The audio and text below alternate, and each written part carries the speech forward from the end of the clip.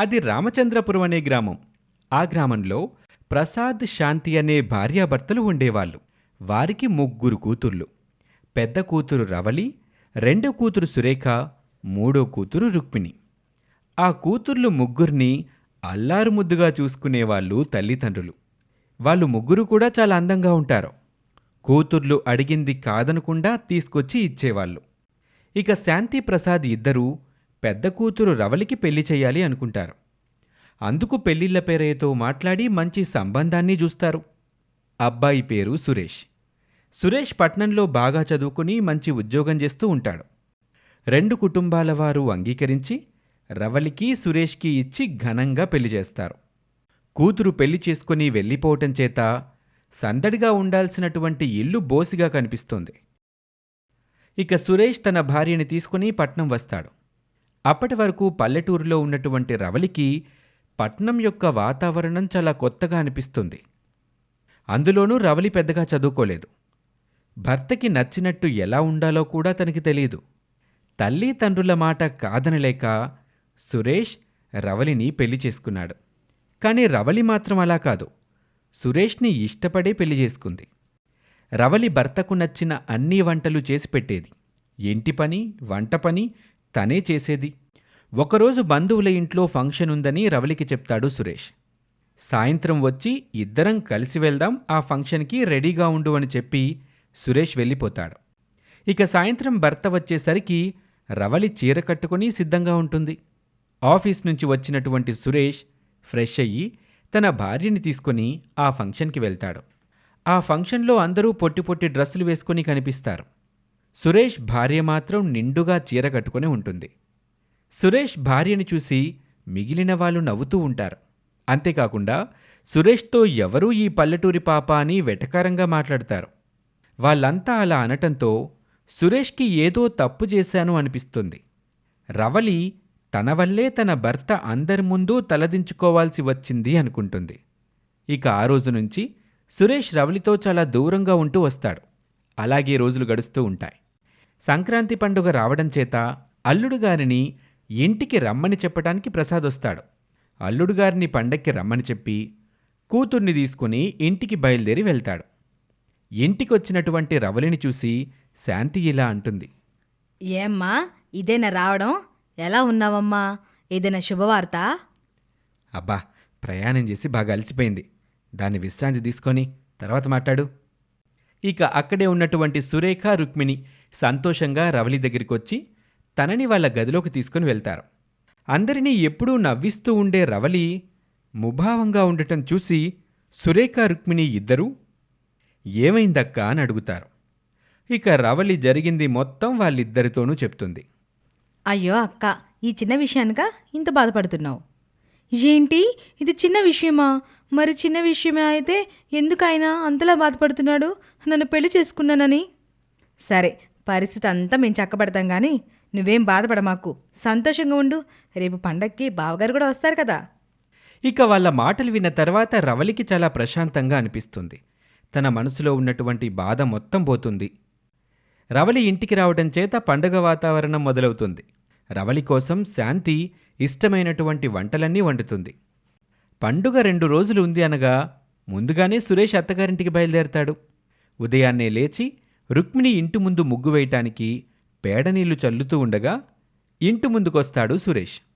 ఆ పేడనీళ్లు కాస్తా సురేష్ మీద పడతాయి. దాంతో సురేష్ చిచ్చిచ్చి అంటాడు. ముగ్గు వేయటానికి వస్తున్నటువంటి సురేఖ అదంతా చూసి పక్కున నవ్వుతుంది. అయ్యో బావగారు, మీరా?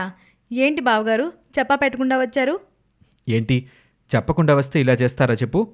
ఇంకా చెప్పొస్తే ఇంకేం చేస్తావు? అయ్యో బావగారు, ఏదో పొరపాటున జరిగింది, మీరేం మనసులో పెట్టుకోకండి.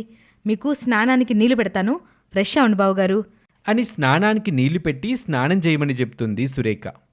ఏంటి, ఇక్కడ స్నానం చేయాలా? నాకు చాలా సిగ్గు. బావగారు, ఇది పల్లెటూరు, ఇక్కడ ఇలాగే చేస్తారు. మీరు మా అతిథి కనుక మా ఆచారాలు మీకు చాలా కొత్తగా అనిపిస్తాయి. ఇక్కడ బాత్రూమ్లుండో బావగారు. పొద్దునే కావడం చేత ఊర్లో వాళ్ళందరూ చూస్తూ ఉంటారు. చాలామంది అలాగే ఇంటి బయట స్నానం చేస్తూ ఉంటారు అని అనగానే ఇంక చేసేదేమీ లేక సురేష్ అక్కడే స్నానం చేస్తాడు. ఇక స్నానం చేసి ఇంట్లోకి వచ్చాక సురేష్కి బాగా ఆకలేస్తుంది. తినటానికి ఏమైనా పెట్టండి అని అడుగుతాడు. మీకోసం పలహారం తయారు చేశాము, తినండి బావగారు. ఇక అది చూసిన తర్వాత సురేష్ ఇలా అంటాడు, చి, ఏంటిది, రాళ్ళలాగా ఉన్నాయి, ఎవరైనా తింటారా? అయ్యో బావగారు, ఇది ఒంటికి చాలా మంచి బలాన్నిస్తుంది. ఇది కందగడ్డ, అది ఉల్లిగడ్డ, వేపకాయ రసము, అవి తిని ఇది తాగితే ఒంటికి చాలా మంచిది. మా ఊర్లో ఇవే తింటాం, మీకు మా ఊరు చూపిస్తాము. ఇక చేసేదేమీ లేక, ఇష్టం లేకపోయినా సరే కష్టంగానే ఆ ఊరు చూడ్డానికి మరదళ్లతో కలిసి బయటకు వెళ్ళాలి అనుకుంటాడు. ఈలోపు రుక్మిణి పంచె తీసుకొచ్చి కట్టుకోమని ఇస్తుంది. ఏంటిది, చీరలాగా ఉంది, దీన్ని అసలు ఎలా కట్టుకుంటారు? దీన్ని పంచ అంటారు బావగారు, ఇక్కడ ఇదే కట్టుకుంటారు.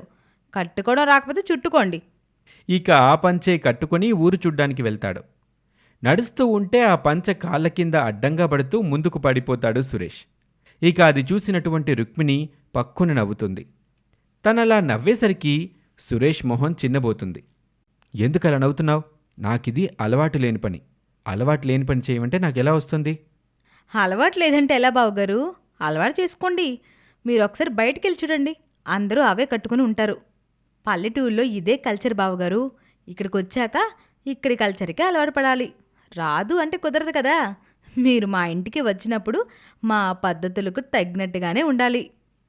సురేఖ ఆ మాట అనగానే సురేష్కి మనస్సు చివుక్కుమంటుంది.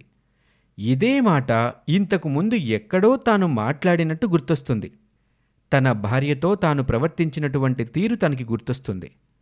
సురేష్కి తన భార్య ఎంతో రుచిగా వండిపెట్టినా ఏదో ఒక వంక పెట్టేవాడు.